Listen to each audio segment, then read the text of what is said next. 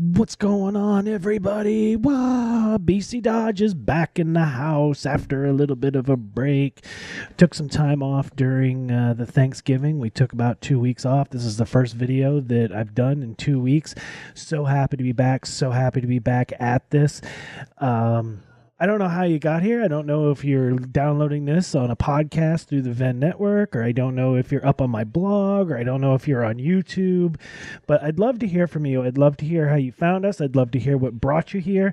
And before we get too carried away with time, I'd love a subscribe. Like, comment, subscribe, share, shout me out on Twitter, drop me an email, whatever you want to do, because I want to hear from you guys. But I want to tell you a story tonight, and I don't know why. I really honestly don't remember what inspired me to tell this story, but it came to me like maybe a week and a half ago, and I was like, you know what? I need to go tell that story, and I don't know why. So here it is.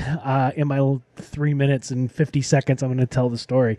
So when I got out of the military as a veteran, I got out of active duty. I struggled a lot. I really struggled. It was difficult for me to find work. It was difficult for me to assimilate back into civilian life because it's not what you're used to. It's not what you remember. It wasn't easy for me. It was a real struggle.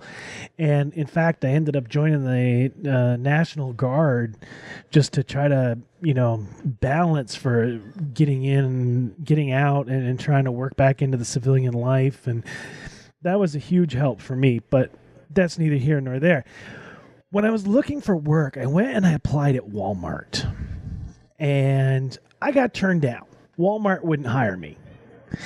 And at the time, being unemployed, having children and a wife, and, fresh out of the military, I was struck. I'm like, dude, I need this job. I need the money. I got bills. What the hell am I supposed to do? How am I going to provide for my family?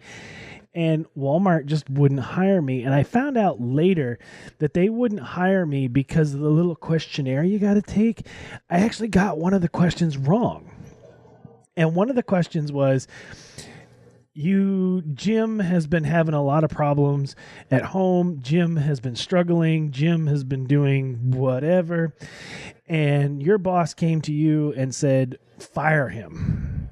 Now, you can either fire Jim as instructed, do nothing, or move Jim to a later shift so that he doesn't interact with customers and he doesn't interact with, your manager until Jim gets his act together, and then you can bring him back full time. And I said, move Jim to the late shift till he gets his act together. That was wrong. Didn't get the job. Okay, fine, whatever. I disagree. It's neither here nor there. It's the humane thing, I think, is what I was doing. I was trying to be humane about it. I was trying to do what was right. Whatever. But the reason I thought of that was because I was thinking of somebody else that I used to know. And the guy had problems. And I don't mean like, oh, he had problems, man.